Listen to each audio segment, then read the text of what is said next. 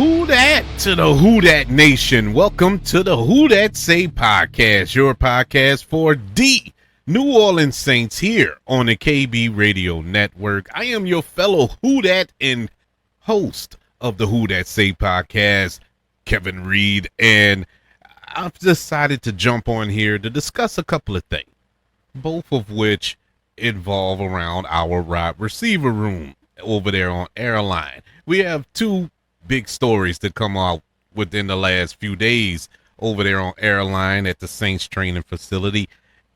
First and foremost, we had the extension of wide receiver Chris Olave. He just signed a big deal over there, but not to be outdone, just a couple of days later, over this past weekend, wide receiver Jaylen Polk decided to step away from the NFL. He decided to retire at the ripe young age of 24 years old.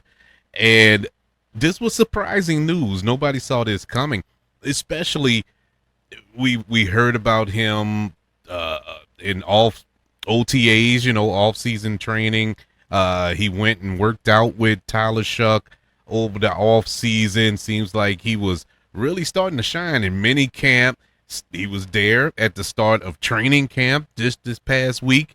Everything was looking good for Jaylen Polk. And voila, all of a sudden, he decides to step away.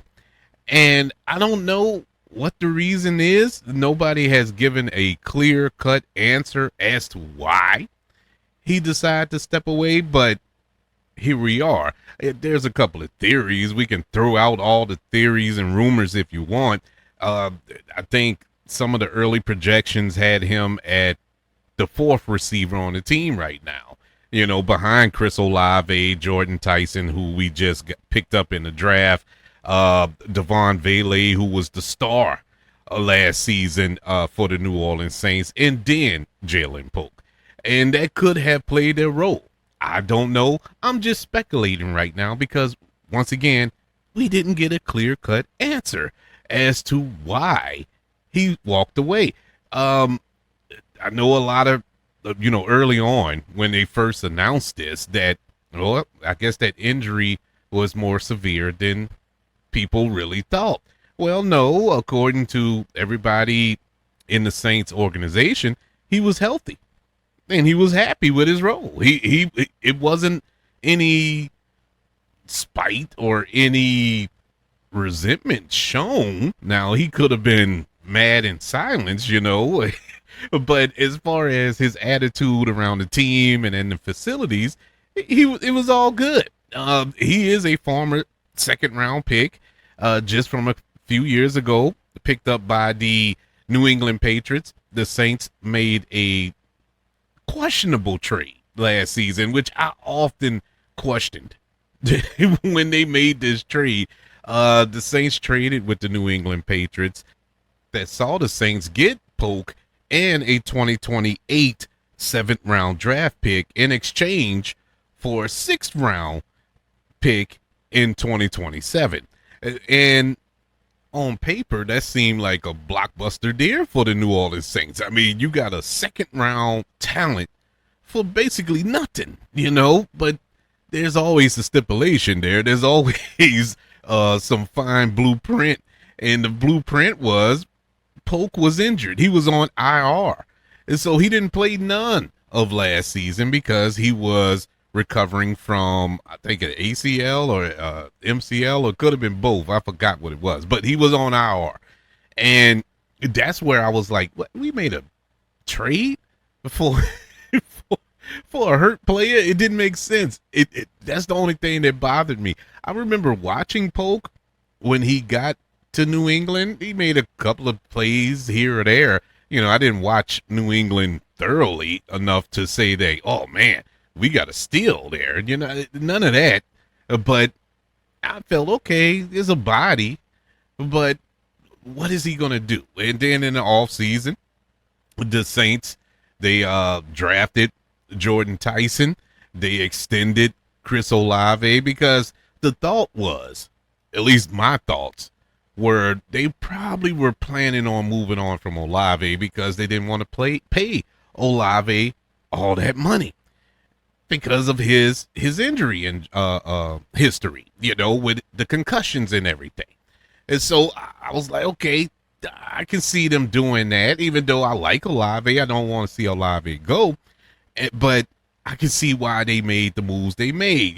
Bringing in Polk, drafting Tyson, and you still have pieces that are currently on the team with a Vele and so on and so forth. So you had options there. So it made sense in the grand scheme of it all.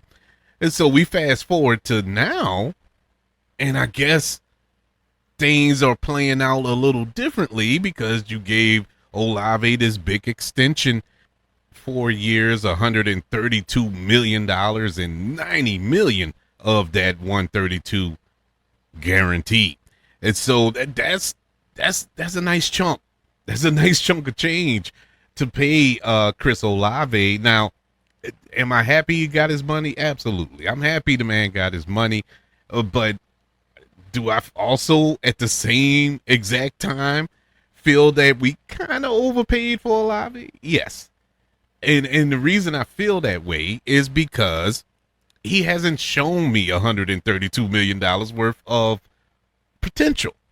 Now, I believe he can, given the right opportunity, but I'm still, in the back of my mind, I'm still skeptical about those concussions because it isn't one. He didn't have one 5 years ago. No, he has multiple. He's had multiple concussions, and it's scary, especially a physical receiver like he is, who's constantly going up and getting those balls and bringing them down, leaving himself exposed in the middle of the field. Nonetheless, that's a scary thing.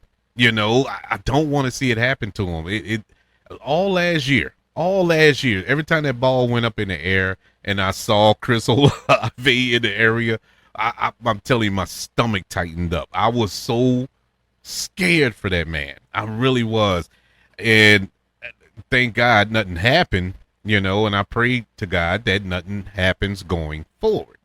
And so we'll see. I mean, what's the worst that can happen at this point? I mean, you still have contingency plans. I still feel that Jordan Tyson can probably step up in the event, knock on wood, God forbid, that nothing happens or something happens to Olave. Okay, we're still in pretty good shape, but I think that the wide receiver room might need another piece though.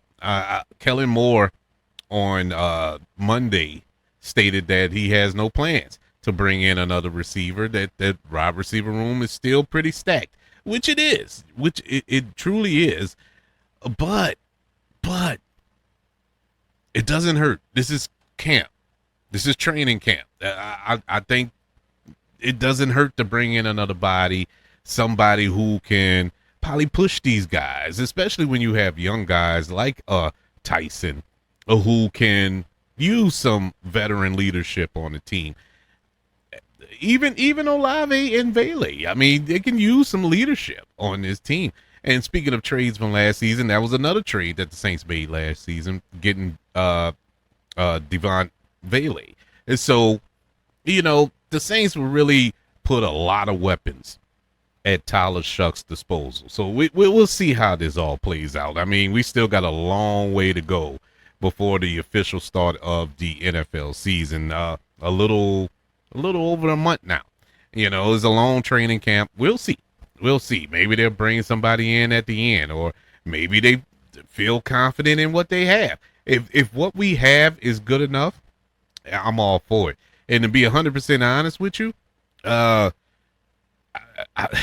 I'm saying bring in another receiver and give the wide receiver room a little more veteran leadership, a little more cachet.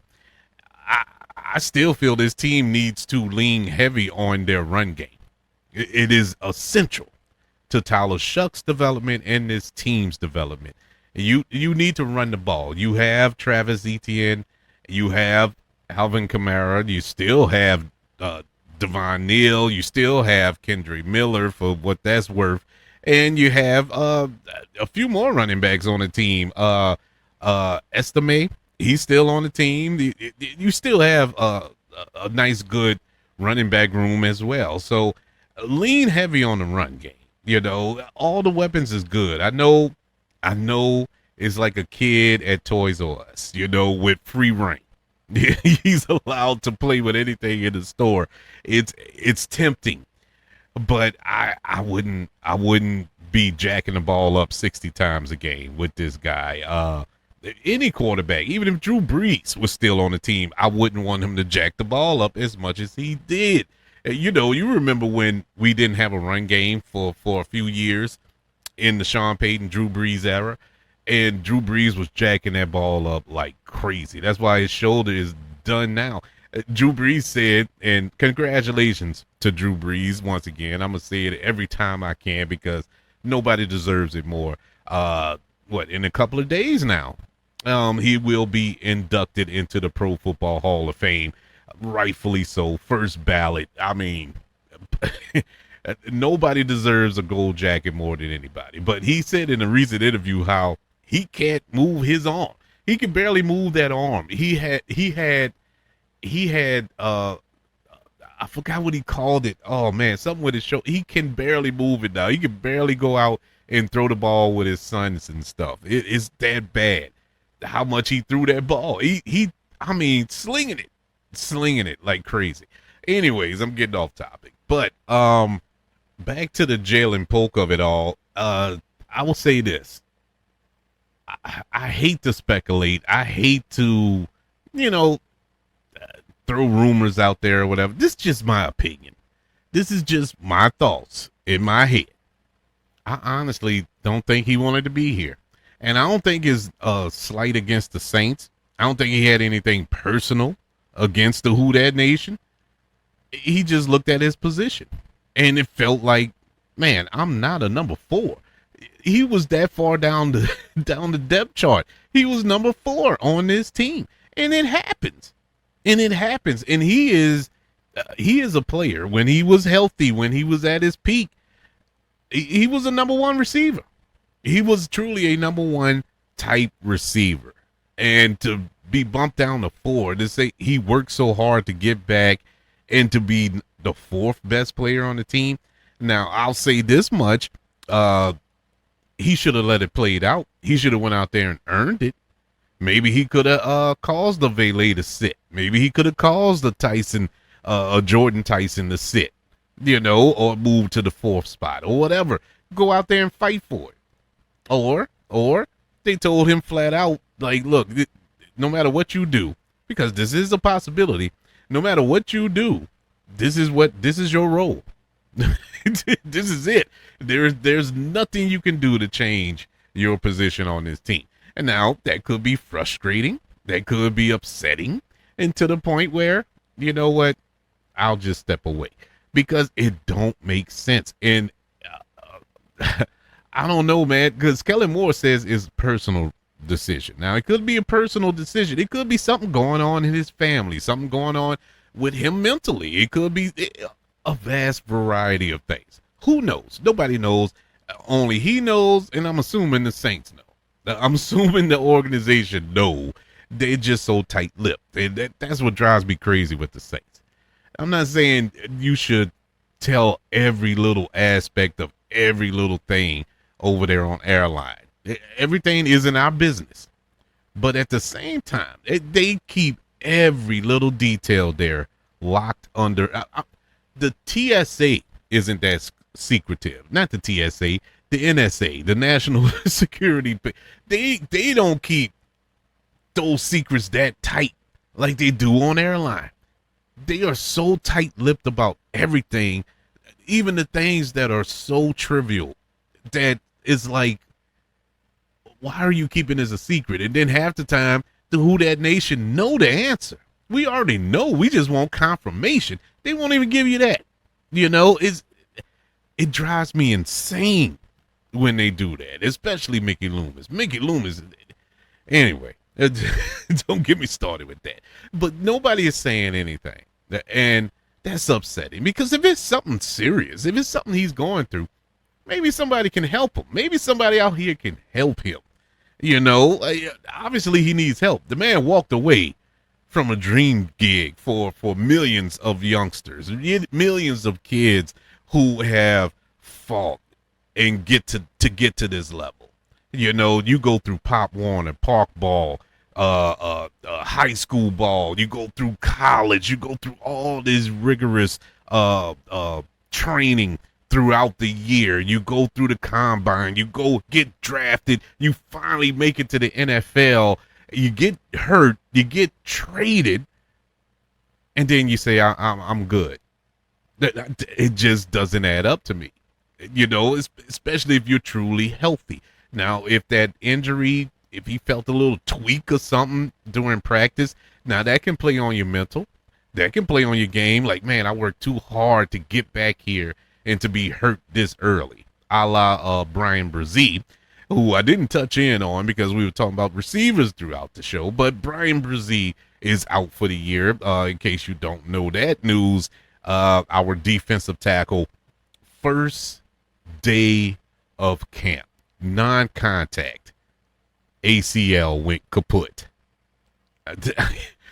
You can't make this up, people. It's unbelievable. I wish him a healthy recovery, though.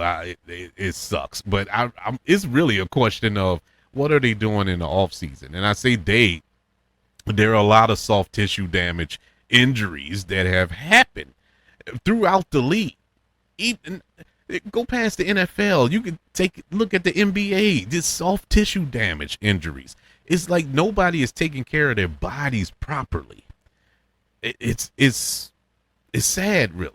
It's sad that we've gotten to this. Because back in my day, you know, players used to run those 2-a-days, 3-a-days, and be full pad practices all day long. It never got hurt like this.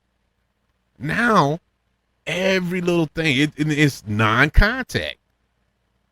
I don't know, man. It's something that needs to be studied. It's something that needs to be done to protect these guys from these type of injuries. It's upsetting. But anyway, maybe that played in his mind. Maybe he got PTSD when he saw Brian Brzee hit the ground. You know, stuff like that. Any little thing. Like I said, these are all speculative. This is me trying to pull something out of nothing. But I want the man to succeed. You know, I was really, really excited. I guess that's why I'm so disappointed with this news, is because I had some high hopes for Jaylen Polk on this team. I really thought he was going to come out and shock the world this season. I thought he was geared up because he was all the talk in minicamp and off-season workouts. Everybody was talking about how good he looked, how he was running his routes, how he was catching the ball. Everything was coming together. And I was looking forward to seeing it on the field, and no. No. Oh, man, it's very disappointing, but I do wish him well. I hope that everything's all right. I hope if it's a mental thing, I hope he gets the help he needs and find a way back on some team. If it's not the Saints, somewhere where he can flourish, you know. If it's something petty like he didn't want to be the fourth wheel in the wide receiver room, I mean, come on, get over it, bro. Yeah, this the NFL. Opportunity comes fast and furious in the NFL. Unfortunately, we were just talking about injuries. Injuries happen every week, every day in camp. Who knows? He probably could have got traded again, you know, to another team that needs him bad. And Saints could have got, you know, more picks for him, you know. But that brings me to this: was that a worthy trade? Did we get our trade value out of this? Well, you would think to say no, because he never touched the field. So I don't know if that causes the draft to renege or anything. I don't know what the ramifications of this are long term as far as compensation for the New England Patriots or for the New Orleans Saints. How does this work? I don't know. Like I said, they're tight-lipped. They're super tight-lipped. about the situation. Maybe it's an ongoing thing as far as the Saints trying to get down to the bottom of what's really going on.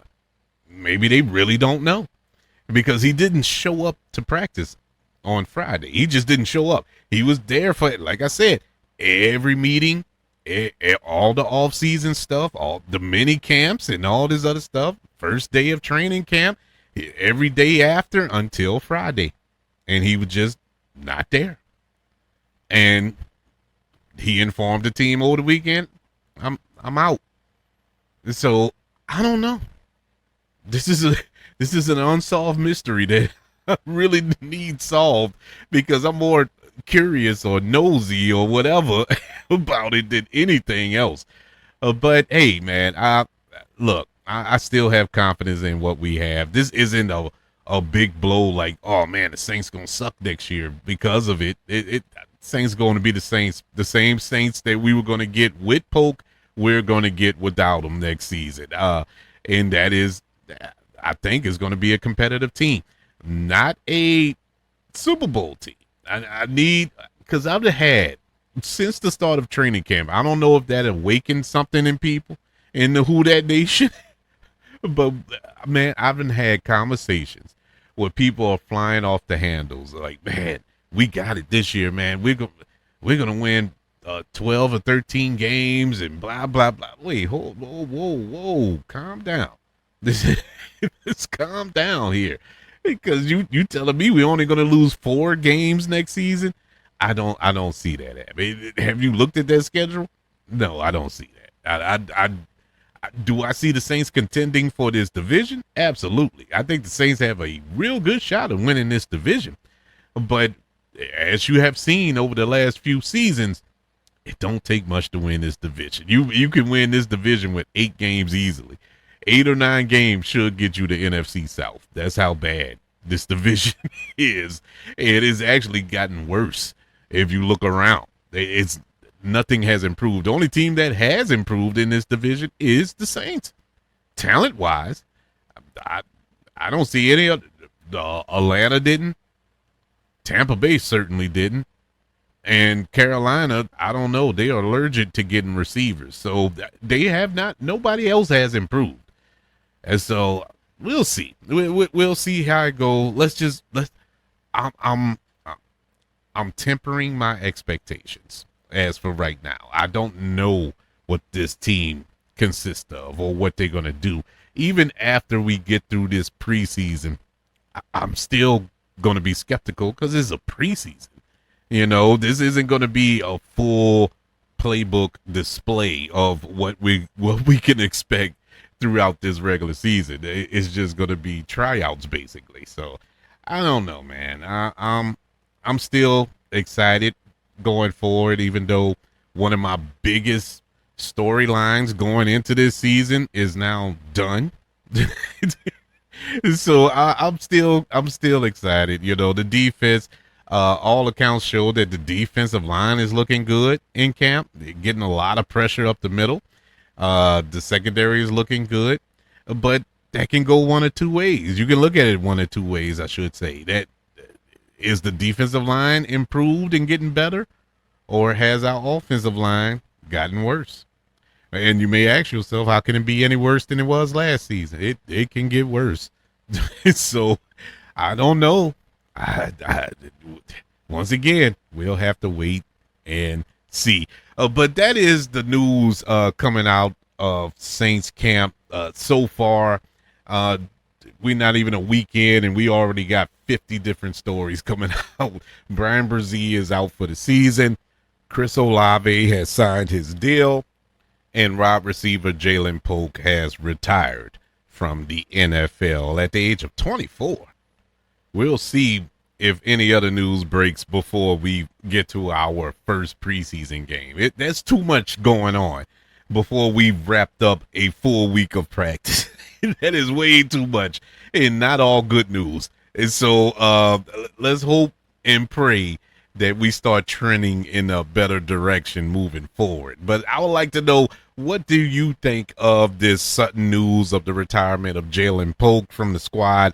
Do you think it's something nefarious Do you think it's some shenanigans going on, or do you think it's truly the man's going through some personal issues that he needs to sort out by himself? Either way, I mean, either way, it's his business.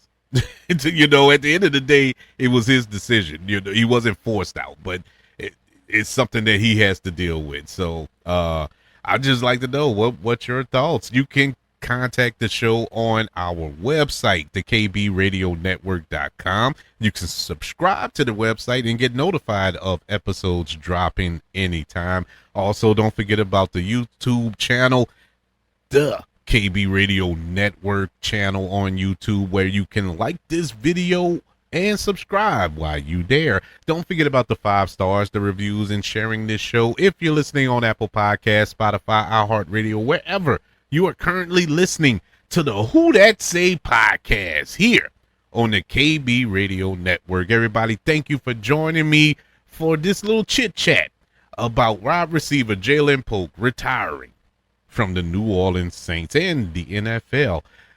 Well, next man up, as they say. We're going to march on.